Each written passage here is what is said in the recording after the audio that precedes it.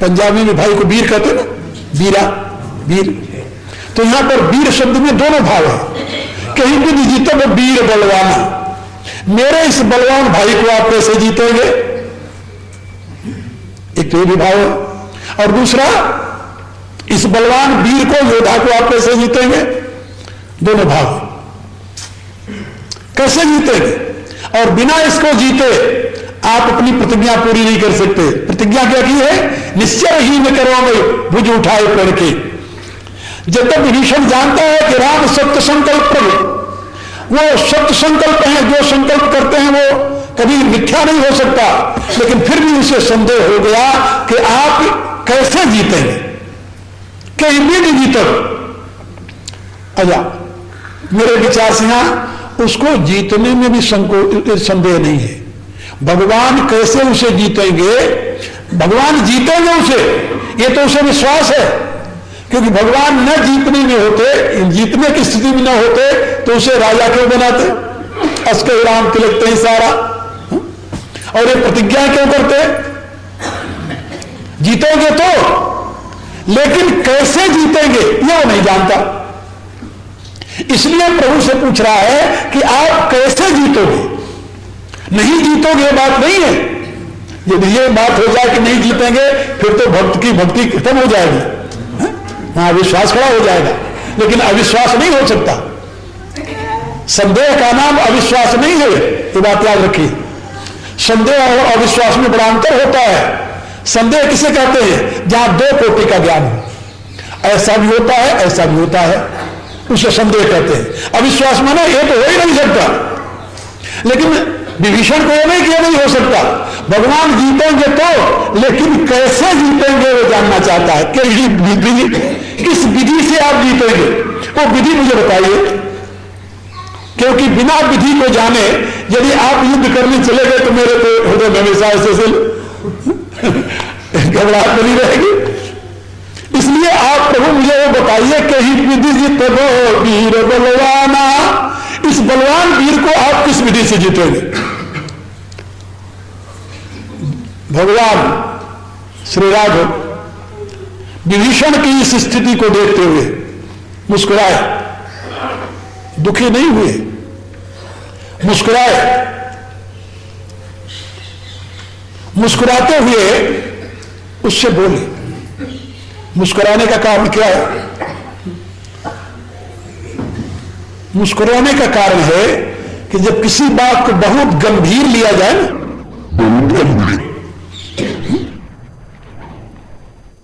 तो आप उस समय गंभीर चिंतित हो जाते हैं।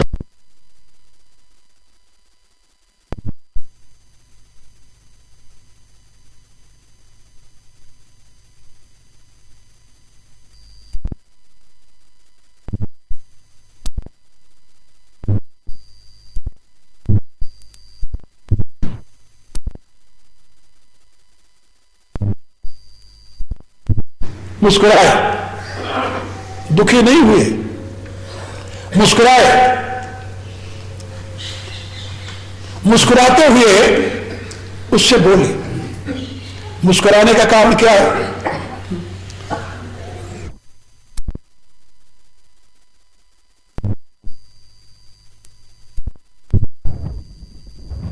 चिंतित हो,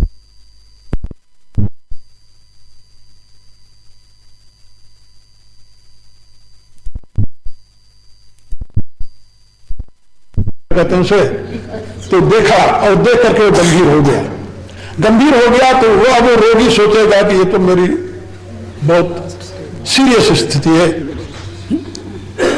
और यदि उस समय डॉक्टर गंभीर नहीं हुआ, हंसते हुए से पूछा कि भाई क्या हुआ था, क्यों इतने घबराए हुए हो, तो वो जान जाता है कि मेरी कोई ऐसी खतरनाक स्थिति नहीं है।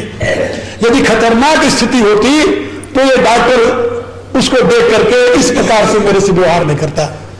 तो डॉक्टर के व्यवहार पर एक हंसते हुए मुस्कुराते हुए मरीज से बात करना उसको देख करके, और एक जरा सीरियस होकर के अपनी मत्थे को सिकोड़ कर टेंस बना करके जिसे ये शो करना कि इसकी हालत बहुत खराब है, जिससे वो नहीं मरने वाला है तो भी मर जाए बेचारा,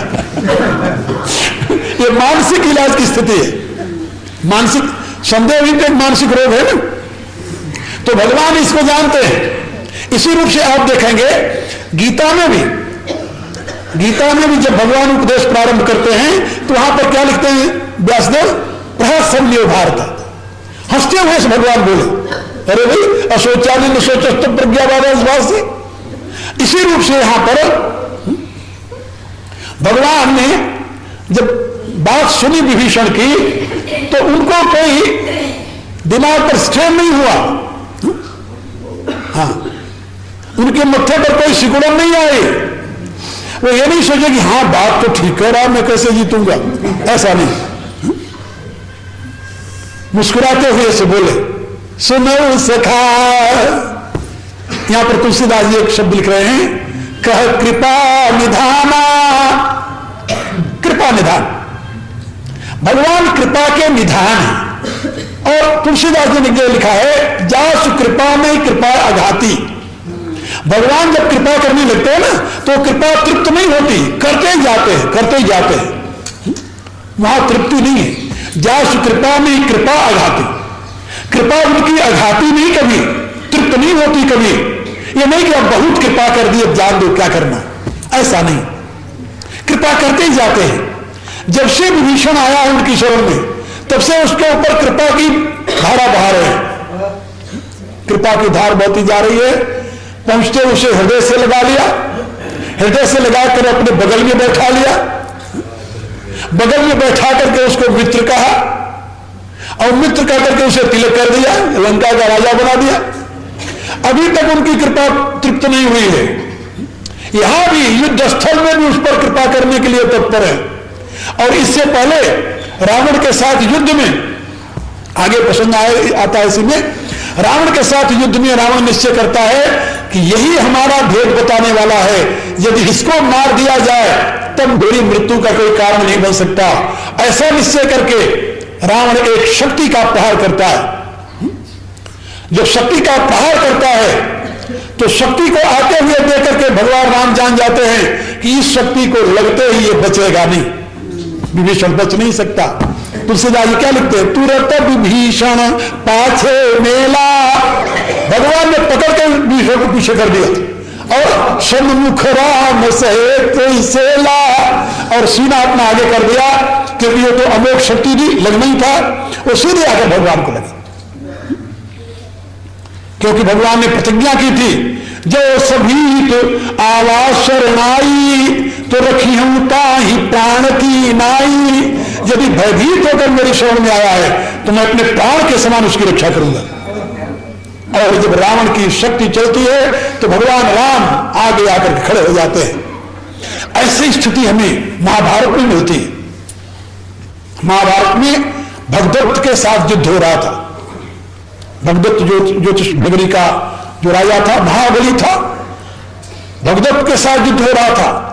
और भगवान ने स्वयं भगदत्त को एक ऐसी शक्ति दी थी। भगवान विष्णु ने एक शक्ति दी थी भगदत्त को। भगदत्त को तो नहीं दी थी नरकासुर को। नरकासुर पृथ्वी का पुत्र था, तो पृथ्वी आराधना करने लगी। भगवान से प्रार्थना की, मैं इतने दिनों तक आपकी सेवा करती रही, आपसे कभी कुछ याद।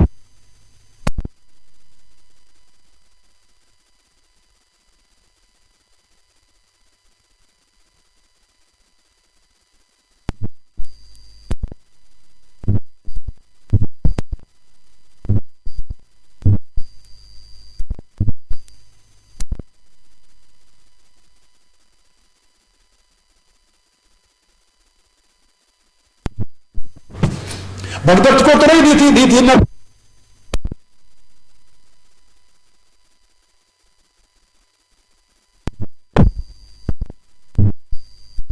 शक्ति दी थी। भगवान विष्णु ने एक शक्ति दी थी भगदत्त को।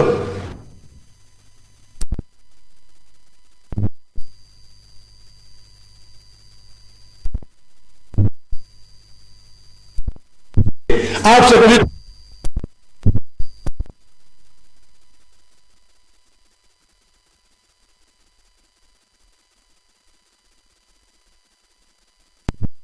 तो भगवान प्रसन्न होकर मुस्कुराते हुए बोले, देवी अब क्या चाहते तू मेरे से? कहा मेरा लड़का अमर हो जाए। कहा ऐसा तो किसी का लड़का नहीं हुआ, तो तुम्हारा लड़का अमर कैसे हो जाएगा? कहा मेरे लड़के के कोई देवता दानव है, दुनिया का कोई जीत न सके। कहा ये तो हो जाएगा। कहा इसके लिए कोई साधन? भगवान ने एक शक्ति दी उसे, ये शक्ति है मेरी, ये तू दे देना उसे। तो पृथ्वी का पुत्र जो नरकासुर था उसको शक्ति मिल गई, लेकिन नरकासुर का वध किया तो भगवान स्वयं जाकर के, भगवान कृष्ण। अब उसको मारने के पश्चात वो शक्ति जो थी वो भगदत्त के पास पहुंची। वो अमोघ शक्ति थी। वो शक्ति यदि किसी को लग जाए तो दुनिया में कोई बच नहीं सकता था। तो जब भगदत्त के साथ युद्ध हो रहा था अर्जुन का, उस समय तो भगदत्त ने वो शक्ति चलाई। जब शक्ति चलाई तो भगवान ने अर्जुन को धक्का दे करके पीछे कर दिया और आप आगे खड़े हो गए। शक्ति आकर सीधी भगवान को लगी। जब भगवान को लगी तो भगवान मुस्कुराने लगे, अर्जुन घबरा गया। तो क्या हुआ? तो अर्जुन को बहुत बुरा लगा, बहुत दुख हुआ उसे कि मेरे को शक्ति लगती, क्या मैं शक्ति को बर्दाश्त नहीं कर सकता था क्या? आपने प्रतिज्ञा की, भगवान से कहता है कि आपने प्रतिज्ञा की है कि मैं युद्ध में हिस्सा नहीं लूंगा, युद्ध में शस्त्र नहीं उठाऊंगा। तो जितना प्रतिज्ञा भंग करना शस्त्र उठाने में है, उतने प्रतिज्ञा भंग करना अपने किसी की रक्षा में शस्त्र उठाने में है। तो आपने तो अपनी प्रतिज्ञा तोड़ दी महाराज, और मेरे लिए आपने प्रतिज्ञा तोड़ी। क्या मैं इतना कमजोर था कि मैं शक्ति को बर्दाश्त न कर सकता? भगवान मुस्कुराए, अरे कहा भोले आदमी बैठा रहे तुम तुम्हें पता है शक्ति कौन सी थी? इस शक्ति को दुनिया में कोई नहीं सह सकता, ये मेरी दी हुई शक्ति थी। दुनिया में कोई ऐसा योद्धा नहीं जो इस शक्ति को सह सकता। अर्जुन, इसी शक्ति से बचाने के लिए मैं तुम्हारा रथवान बना हूं। दुनिया में कोई ऐसा वीर नहीं है जो इस शक्ति को सह सकता। तो भगवान ने वहां पर अपने स्वरूप की महिमा का वर्णन किया है अर्जुन से, और यही स्थिति भगवान राम ने विभीषण के साथ की। रावण की शक्ति से अपने आप को घायल करके उसे बचा लिया। खैर, मैं आपको बता रहा था कि भगवान बहुत ही स्नेहसिक्त भाषा में मुस्कुराते हुए से अब अपने परम भागवत विभीषण को समझा रहे। सुनो सखा, एक बात। दूसरी बात, जब कोई रहस्य की बात समझानी होती है ना, तो वक्ता हमेशा श्रोता से कहता है कि जरा सावधान होकर सुनो, सुनो, प्योर अटेंशन कहते हैं ना, जरा ध्यान दो, इधर सावधानी से सुनो। भगवान कहते हैं जो रहस्य मैं तुम्हें समझाने जा रहा हूं ये कोई सामान्य नहीं है, ये विश्व के ऊपर विजय प्राप्त करने का साधन है, और विश्व के ऊपर विजय प्राप्त करने का साधन सामान्य स्तर से नहीं समझा जा सकता। इसलिए तुम सावधान होकर मेरी बात सुनो। सुनो सखा कह कृपा निधाना, अब अपने कृपा की दृष्टि करेंगे, उसे धर्म तत्व का उपदेश देंगे। जय ही जय हो से संदन आना, जिस रथ के द्वारा विजय प्राप्त किया जाता है वो रथ ये नहीं है जिस पर रावण बैठा हुआ है। जिस रथ के ऊपर सवार होकर विजय प्राप्त किया जा सकता है, किया जाता है, वो ये रथ नहीं है। यहां आना शब्द में दो भाग है। आना माने अन्य, दूसरा, और आना माने ले आया, आनी हुई चीज कहते। तो आना माने ले आया भी होता है, आना